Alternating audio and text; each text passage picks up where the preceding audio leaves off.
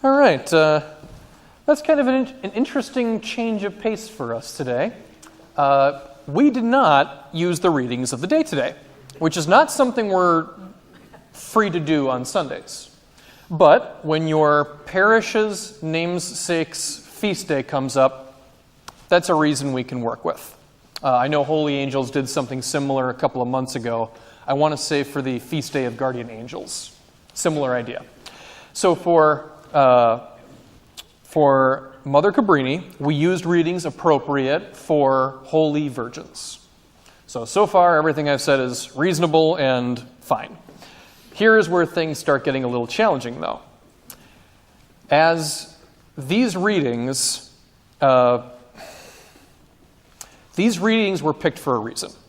And as we are members of St. Francis Cabrini Parish, those readings are supposed to apply to us and affect us in some way. And given the reasonable likelihood that not all of us are consecrated virgins of Christ, that's going to take some creativity on our part. So let's get to work.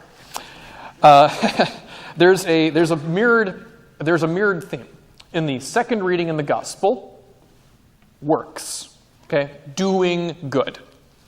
The second reading from the letter of James correctly states that faith without works is dead. It's meaningless. What good is your faith if it in no way propels or inspires you to be the best person you can be? Sometimes I like to summarize this point of James by saying that we are called to active faith as opposed to passive faith. It's the difference between playing football and watching it on TV. Now, the only problem with that comparison is that some of you are not capable of playing football. Everyone, and I mean everyone, is capable of active faith. Faith that you do something with. As a matter of fact, there is that same overall message in the gospel. The gospel says that if you love Christ, then that love will surely be revealed in the way that you treat the needy. Okay? People belong to Christ when they visit the lonely, feed the hungry, and defend the helpless. Frankly, it would be more of a trick to explain how those two readings aren't saying the same thing.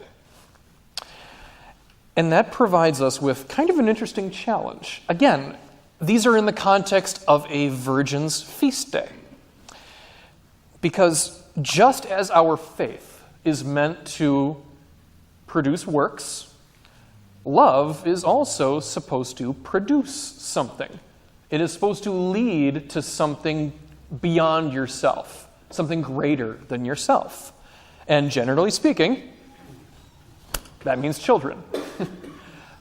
Love and children. They are connected. Basically everything we believe as Catholics with respect to relationships and marriage and stuff, all of it boils down to that one thing, that love and children are linked. And terrible things happen when we forget that. But even as I say that, every one of you is fully aware that reality isn't quite that simple. There are people out there who cannot have children for one reason or another.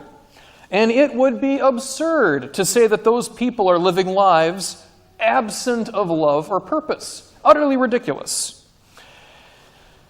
Just so, there are people out there who choose not to have children, including our celibate priesthood and consecrated virgins of Christ, aka nuns, or religious sisters, anyway. So are we talking about people whose faith is dead because it has no works?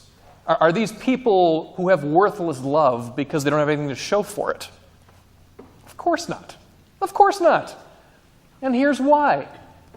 Love produces more than just children. Okay? A childless person experiences love like anyone else.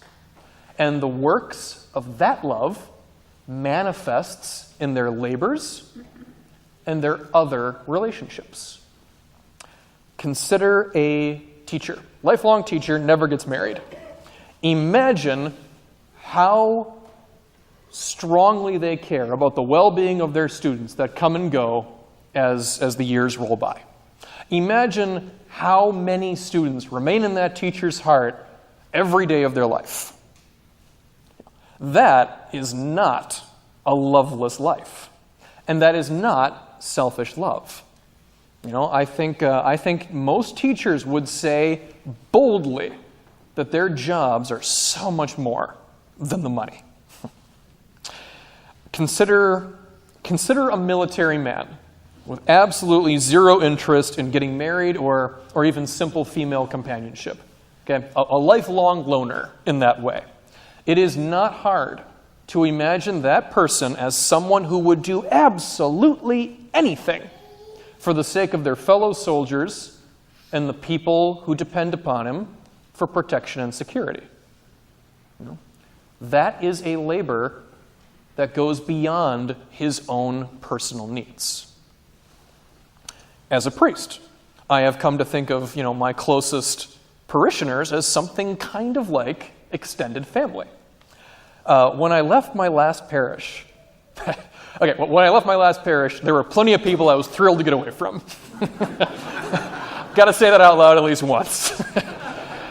But in seriousness, to leave so many great people after they had done so much for me was utterly heartbreaking.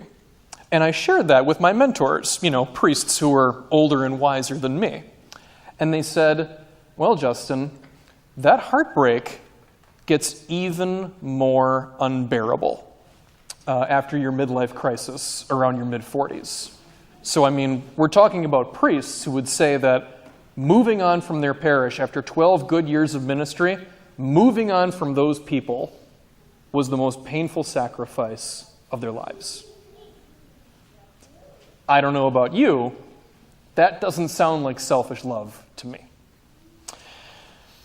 To touch on some basic details of Mother Cabrini, she was the sort of person that loved to work with orphans, but she wasn't against starting a day school, to raise money for all the various ministries she was involved with.